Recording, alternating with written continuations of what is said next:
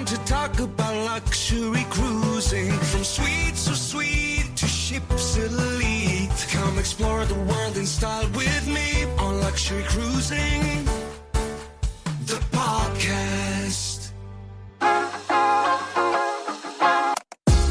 Hey, it's Crystal here. Before we get started, did you know that there is a way for you to directly support the podcast? Head over to my website, luxurycruising.net, and you can buy me a latte, a glass of champagne, or even a whole bottle of champagne if you want. Leave me a note, and I'll be sure to give you a shout out on the next episode. That's luxurycruising.net. You can also leave me a note or ask a question. Okay, let's get on with the show. Welcome back to Luxury Cruising. I'm your host, Crystal Sodaitis, and once again, we have Joelle here. And as promised, she has come back to tell us all about her Antarctic adventure on Scenic Cruises. Joelle, please remind the audience about you and anything you want them to know about you. Hi, everyone. Good to be back. Crystal, good to see you. My name is Joelle Berlat, and I lived most of my career as a CPA and now am in retirement. Am spending most of my time cruising and doing other sorts of travel. So your podcast is right up my alley, and I'm thrilled to be back with you today.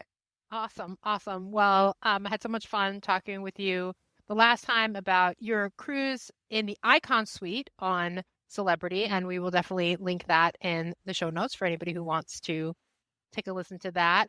But today we're talking about Scenic. So tell us what made you decide to go on this particular ship. Which ship was it? What led to that decision? So we knew that we wanted to go to Antarctica, and I knew that we were going to want a small ship experience. There's some very practical reasons for that in the case of Antarctica, in addition to sort of the normal big ship, small ship debate. In Antarctica, the cruise lines are only allowed to put 100 people on the actual continent of Antarctica at any given point in time. So as a practical matter, what that means is the large ships are not able to actually allow you to get on the land of Antarctica. It's just not possible. So we knew we wanted a small ship. Coming out of COVID, we were very fortunate to be able to go on a scenic cruise in Europe. As some of the deals that came out of COVID, they were trying to refill the ships. And so we got a great deal. So we were able to go. I quite honestly never heard of Scenic. It was just not someone that was even on my radar. But we loved the experience and were able to chat with the folks on board and really decided that they would be a very good choice for Antarctica. And I believe that to be true. We loved everything about our experience. Awesome. So tell us, which ship were you on, and talk about the ship. What was it? So we were on what they call Scenic Eclipse 1 now. There is a Scenic Eclipse 2, and they are building a third ship, actually, which will not be called Scenic Eclipse 3. It has a different name.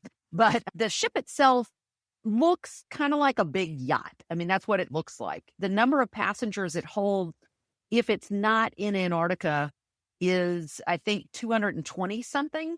But on Antarctic cruises, they limit the capacity to 200, going back to that 100-person limit that allows them to put everyone on shore once a day, basically, because you can do a group in the morning and a group in the afternoon. So the ship itself is designed around that small ship feeling. It has a large lounge area with a very large bar. They pride themselves on their whiskey selection, and my husband is into whiskey, and they do have a quite impressive whiskey selection.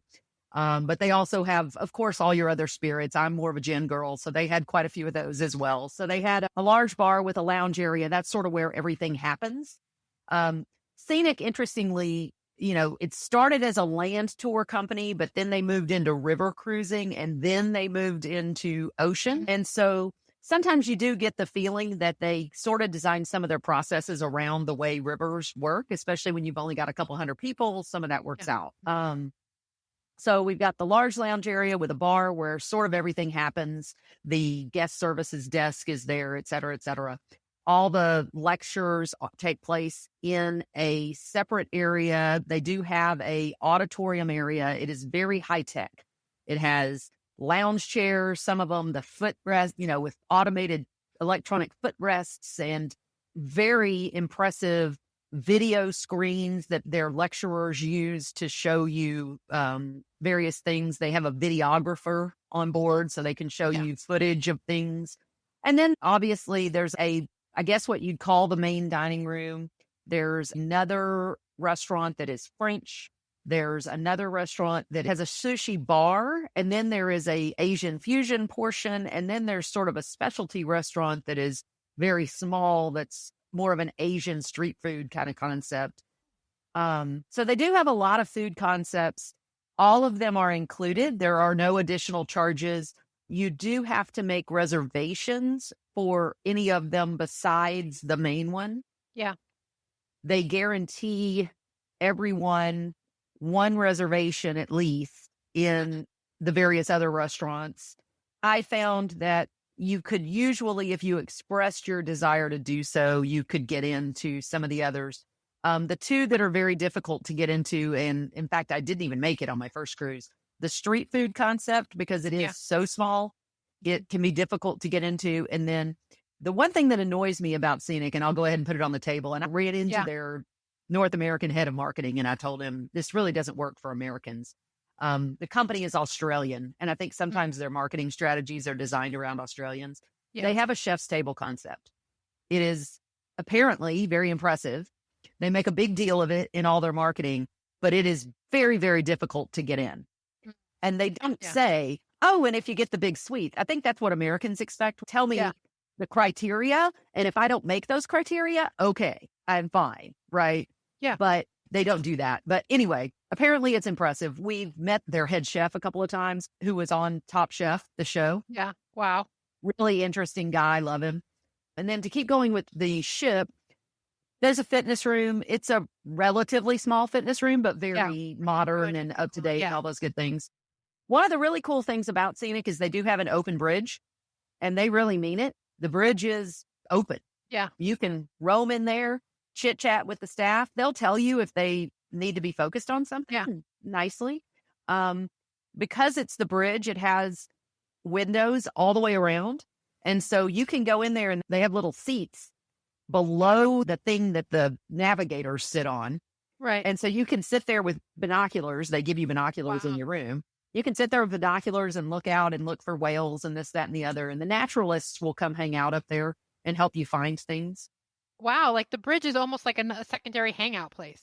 Yes, absolutely. People would spend hours just sitting up there with their binoculars. And when it's cold outside, exiting from the bridge area, there's a huge open deck on the front. But obviously it's cold. So you could hang out up there, wait until you spot, or the naturalists more likely, spot, a whale or a seal or something. And then you could run outside and look at them. Yeah, that's awesome. What was the decor like? Was it more of a traditional nautic? Was it understated elegance? I would say more understated elegant. It feels pretty modern. It's sleek surfaces. The beds in the cabin are adjustable electronically. Your feet, your head, you can raise your feet in your head. That's nice. Yeah. It's really nice. Everybody has a butler. I don't tend to know what to do with butlers, quite honestly, but they're there. They hang out. They bring you coffee. The decor, I'd say it's a modern elegant. It's not minimalist. I would in no way say it's like minimalist, but it is clean lines and sort of modern finishes. Yeah. And that goes along with like a giant yacht feel. Yeah. Which is nice. Yeah. So is it an all-suite ship? I never quite know what that concept means, but I mean, all the rooms are pretty good sized. Everybody has a butler. Everybody has a walk-in closet. It definitely all suite-esque for sure. Yeah. I think that's a term that they use, but I'm sure there's grades. There's probably like an entry-level suite, but then there's also the owner's suite, the penthouse suite, the scenic suite. I think they actually do have something called a scenic suite. No, I would bet they do. There's 3 or 4. I mean, we had the normal sort of entry-level cabin. The vast majority of the ship, the cabins are pretty much the same, but there are some on the top deck. I know somebody has a balcony that comes out onto the front. So in the front of the ship, the spa is at the front on one level, and there's a big hot tubbish kind of spa pool there out on the front of the ship. And then on the bottom, there's a sports deck, one of those concepts down there.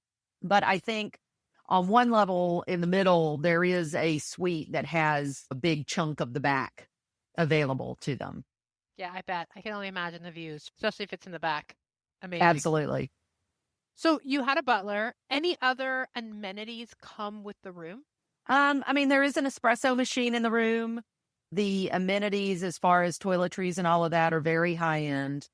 The adjustable bed. For some people, this wasn't that big of a deal to me, but for some people, I think especially with like more complicated hair, it comes with the fancy vacuum brand, Dyson hairdryer. I interviewed somebody else on the podcast. It was the same thing. Like, they were so happy there was a Dyson hairdryer.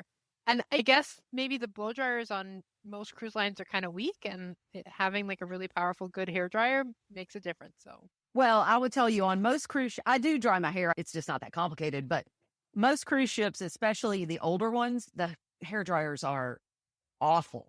Just awful. So yeah, in the rooms, I would say those are the main things that come to mind. They're very nice rooms. I was very comfortable. They, all the TVs and this, that, and the other, and everybody has a balcony. You have very comfortable furniture out on the balcony, which was important in Antarctica because I did spend a fair amount of time out there, believe it or not. It was cold, but not like super, super frigid. As long as when you were out on that front deck, it was very cold because of the wind. But if you were on your balcony, so you were kind of protected by the sides. Yeah. It was cold like when you go to Colorado skiing cold. As long as, they give you a parka. I use it every time I go to a cold climate now because I live in Texas and I don't really own a lot of cold climate clothes. Yeah.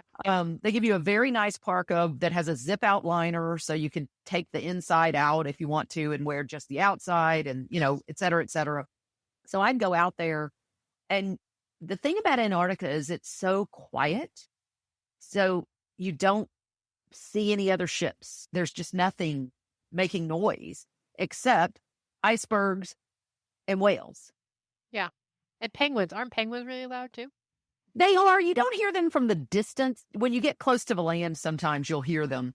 But when you're sort of out in the middle of the water, you hear whales and you hear icebergs. Believe it or not, icebergs are super loud. And that's one of the most interesting things about Antarctica. It'll just be quiet, quiet, quiet. And then you either hear a whale spout, and because it's so quiet, you can hear that from a distance and you get used to how they sound and how to find them, which is the coolest thing ever.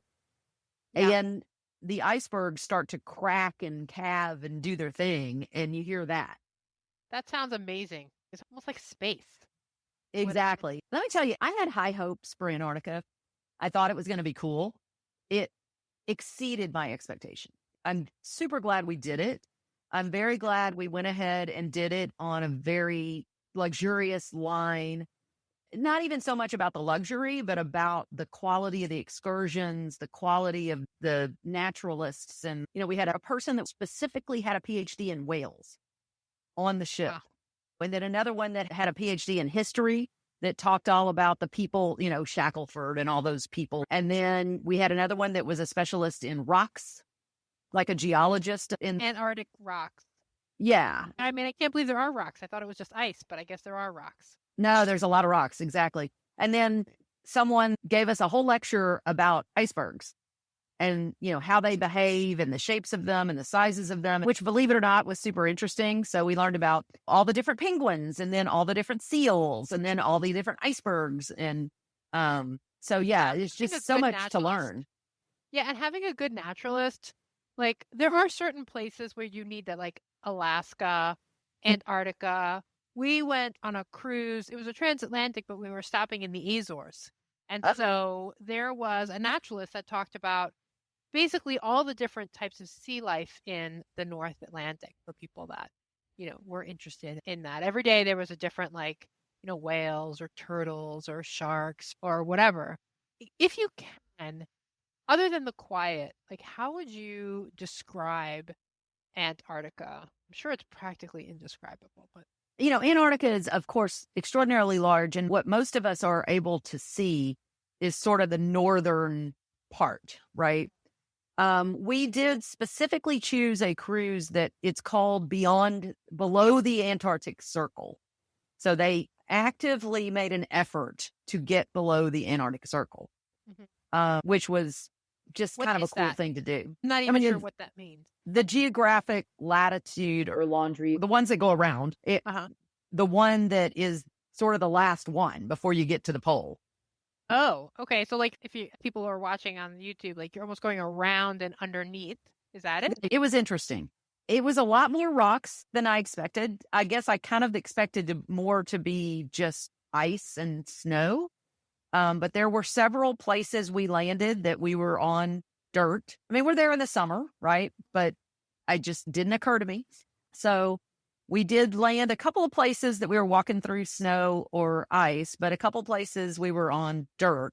But the most interesting part of it to me was the ice structures, the huge glaciers and icebergs and all of this.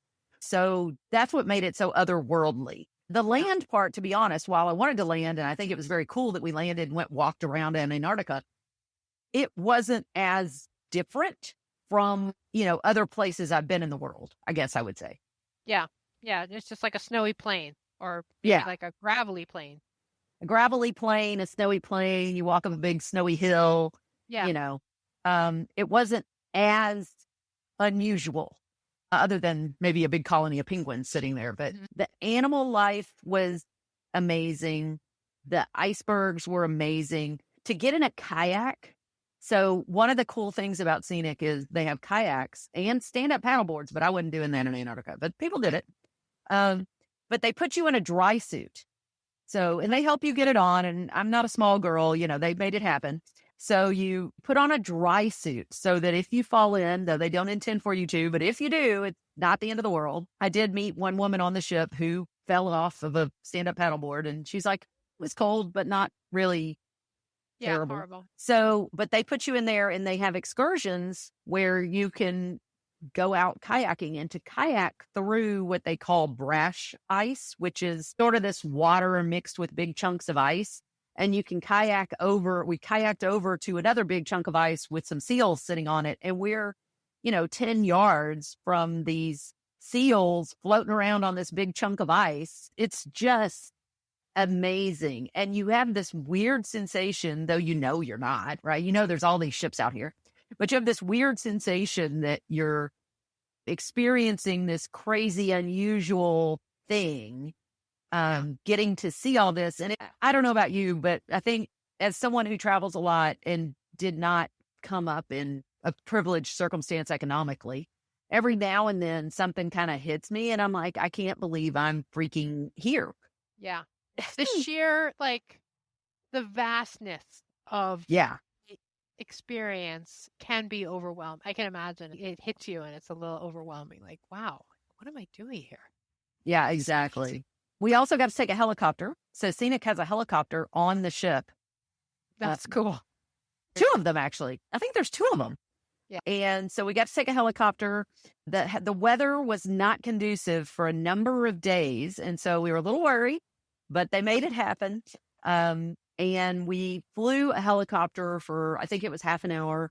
And so we flew over the tops of all these massive ice structures, and you get to see there's pools of blue water in the top of an iceberg, just amazing stuff. And we're flying over the land, and it was crazy.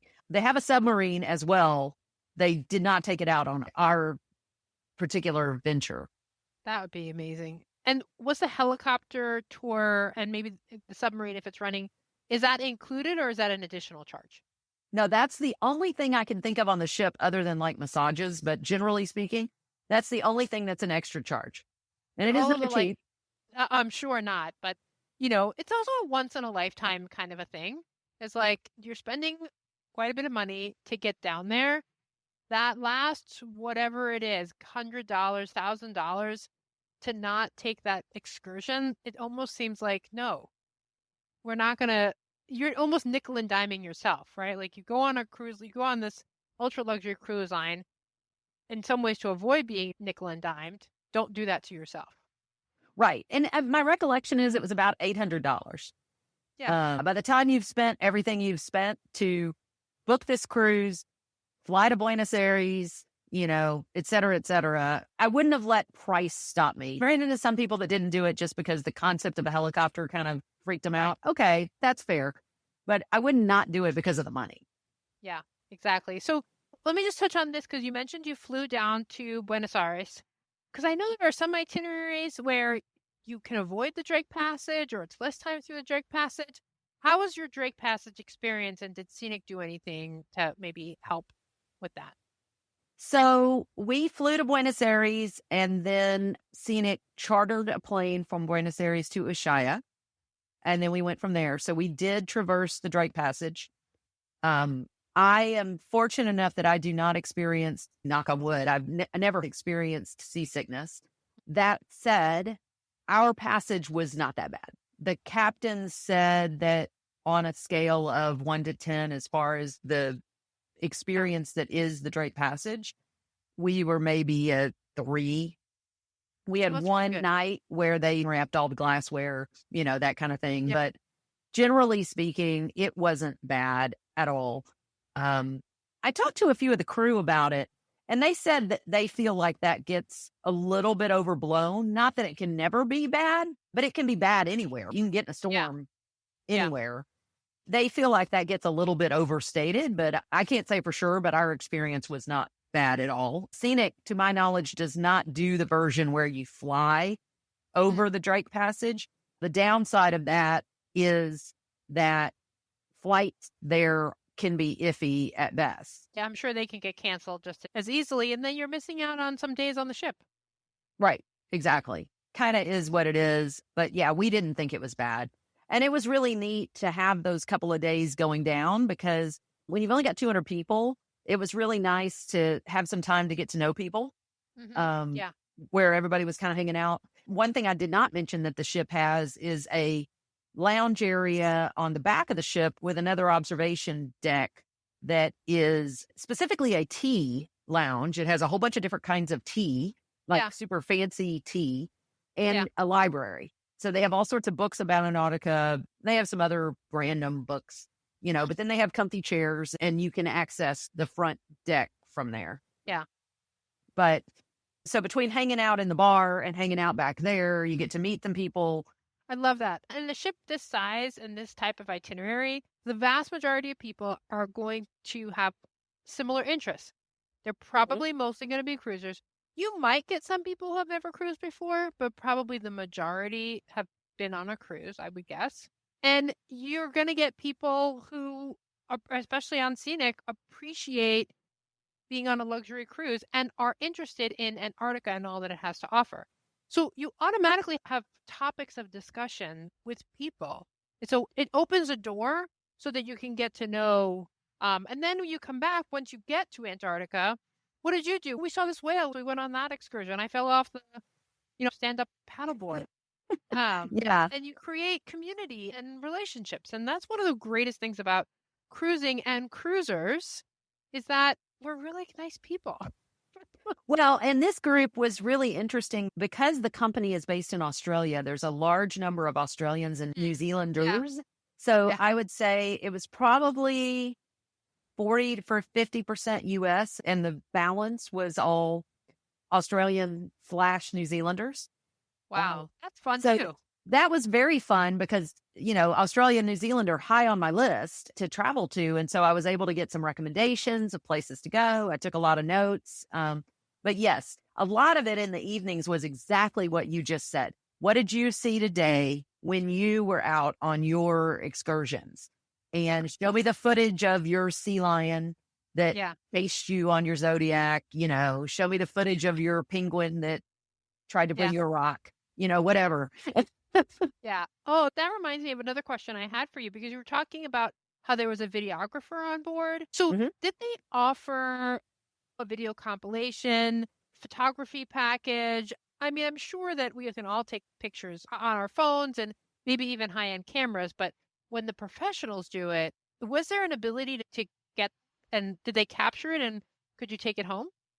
Yeah, they captured a video that includes a visual map of our itinerary, which is not fixed in advance, because one of the things about Antarctica and Scenic specifically is the captain can go wherever he thinks the weather conditions are conducive to a good day, basically. Yeah. And he told us about how there's this whole system with the ships down there.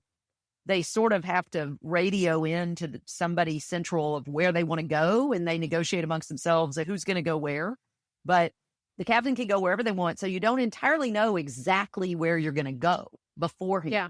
So this video, he filmed all sorts of cool things, the animals we saw, some of the places we went. He had permission from whomever gives permission to use a drone at times. So he was able to get some drone footage.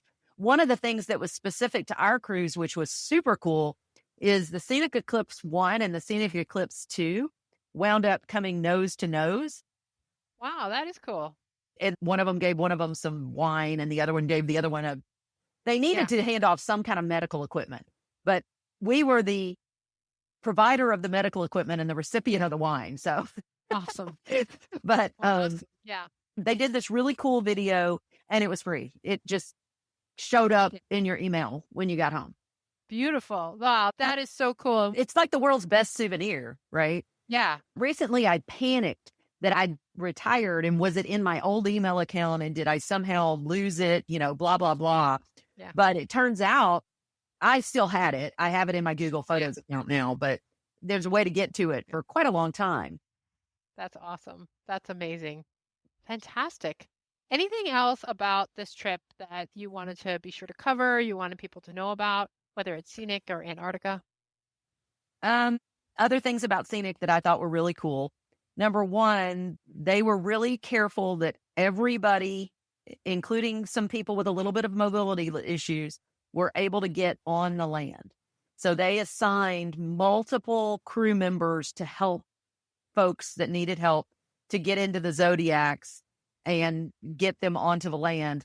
There were a couple people that chose not to go do a lot of that stuff just because very often, but they did make sure that everybody that wanted to was at least able once to get on the land and hold up the flag and get their photo, with the Antarctic flag.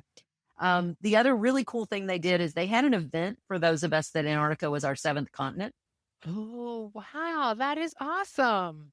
So they had like a little happy hour. They brought in a chunk of iceberg that they chipped off and put in cocktails, and made us these special blue cocktails and gave us a certificate that it was your seventh continent, Wow, that is cool. So it was a lot of fun. The other thing I will point out to your listeners, if they're interested, is the Scenic Experience in Antarctica is the subject of a television show. Oh, really? And it is very accurate. We watched it, and it is very accurate. I mean, obviously, there's a little bit of nuance that's a bit enhanced, I guess I would say. But the fundamental experience is very true. It's called Maritime Masters. It was originally on the Discovery Channel, but now you can find it on YouTube. It's like 7 episodes. I mean, it was a long show. Yeah. It was an in-depth show about the entire process of a cruise to Antarctica on the Scenic Eclipse. It had the same captain we had. Maritime Masters. I definitely have to check that out. Yeah.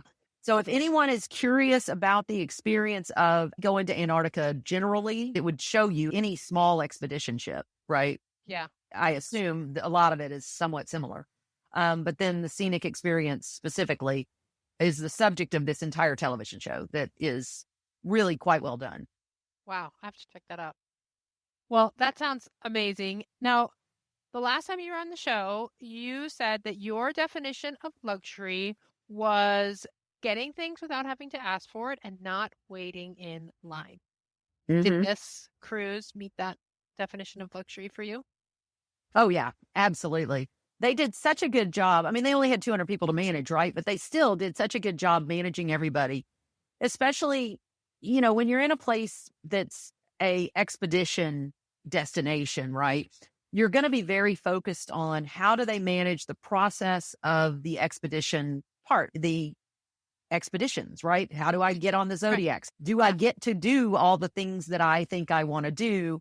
Et cetera, et cetera. And so I thought they did a very good job of that, managing everyone. They put everyone into color groups and they rotated. So every color went first one day, and then the next day it was a different one, and you just sort of rotated through. Yeah. So, That's good. That's fair. And you knew what to expect. right. Absolutely. And again, it's also another way of building community because you get to know everybody in your color group. Right. It's like, here's what we're doing today. Well, let's have lunch before we go. Let's meet afterwards and talk about our experience. So I absolutely love that. Help me when I do the polar plunge, which, by the way, everyone who is able to do health-wise should do. I hated it with a passion, but I'm still glad I did it. I love experiences like that. It's like I'm miserable every moment, but after it's done, I'm so glad I did it. Exactly. Yeah, fantastic. Did they greet you with like a beautiful plushy robe and a glass of champagne on the way out? Oh, so every time you came in from your excursions, you had to wear special boots every time you went out on the land. As you can imagine, you're not allowed to wear your own shoes. Yeah. So they assign you a pair of boots at the beginning, and you're assigned a cubbyhole, and you keep your boots the whole time. And so they have this room where you go down and get ready to go out. And every time you came back and you came out of that room, they had an entire little bar set up with coffee, hot chocolate, and various liqueurs that you might want to put in there. Nice. I love it. I absolutely love it. Well, tell us what is next on your list for luxury travel, luxury cruising. Where to next? So the next one that we're super excited about, keeping in the expedition vein, is we have the presidential suite on the Celebrity Flora going to Galapagos. Yeah. So it's the one that runs across the entire front of the ship, or maybe it's the back. I think it's the back. Anyway, so there's a number of us going. We have a group. And so my husband and I got this suite. So we all have a place to hang out. We can all go out and be on the balconies. So that the Celebrity Flora is, I think, 100 people because that's what Galapagos requires. Yeah. And when is that? That is in May. Amazing. Of next Well, I hope that you will come back and tell us all about the Galapagos and the Celebrity Flora and, of course, the presidential suite, because that's what we'd love to hear about, all of the luxury. Because I love Celebrity, and it's a small ship, so definitely probably going to be a luxurious experience, but then just up-leveled in that presidential suite. Presidential suite? Is that what it is? Yeah, it's called the presidential suite. I'm very interested to see how Celebrity handles being that small of a ship, because it's just not what they do, right? They're not a small ship cruise line. We selected them because we wanted to pick something that was, a true expedition ship that was going to give us what we needed as far as seeing the islands. But we did want it to be a little bit more accessible to more people because we wanted to have some people with us. Yeah. So we think it's a nice balance between the luxury and accessibility of it being Celebrity. But we'll see. I'm happy to come back and tell you after the fact. Yeah. I can't wait. Well, thank you again so much for being here, and for all the listeners. I thank you also for listening this week. And until next time, I wish you safe and luxurious cruising. Hey, before you go, if you're enjoying this content, I would so appreciate a 5-star review on Apple Podcasts or wherever you're listening to this podcast. If you'd like to be on the show, there's a link to a form in the show notes, or you can email me at luxurycruisingpodcast@gmail.com. That's luxurycruisingpodcast@gmail.com. I hope to hear from you soon.